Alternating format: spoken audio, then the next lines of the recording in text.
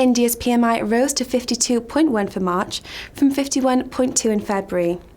March marks the 17th straight month of expansion and growth. With manufacturing expanding at a solid pace and a marked rise in purchasing prices, pointing to a healthy manufacturing economy for India. I am joined today by Nida Ali from Oxford Economics. So Nida, the manufacturing activity rose unexpectedly to 52.1. However, analysts had predicted HSBC market manufacturing PMI to fall to 51 in March. What were the main market growths that surprised analysts? The main parts which caused the PMI to increase more than expected was a stronger rise in new orders and output. Having said that, it's important to keep in mind that the average for the quarter for Q1 2015 was actually lower than Q4 2014.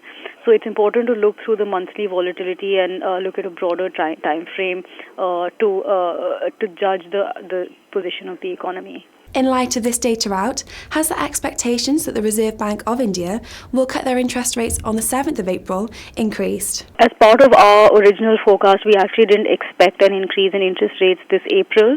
And I don't think, I still don't think that the RBI will cut interest rates.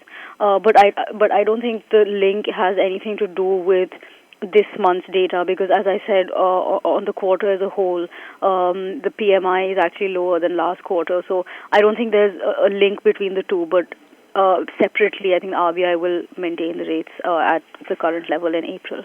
Output has rose for the 17th month in March. However, as Pollyanna De Lima, market economic, stated, employment stabilised during March and has showed little change over the past 14 months. A signal that hesitation still prevails among firms. Would you describe firms as being cautious that the manufacturing growth may not be permanent?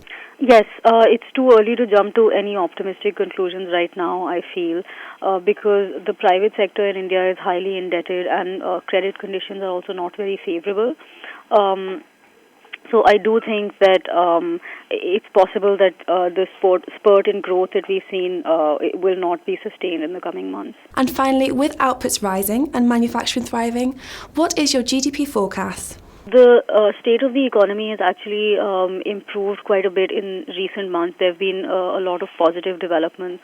For instance, the fall in global oil prices, which has fed through to a narrow current account deficit as well as lower inflation.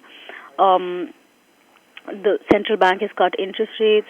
There is quite a bit of optimism amongst businesses and consumers about the direction of the economy. So keeping all of these factors in mind, we expect growth to increase by 7.5% in 2015, which is an acceleration from 7.2% in 2014. Thank you, Nida. That is all for today, but check back for further updates.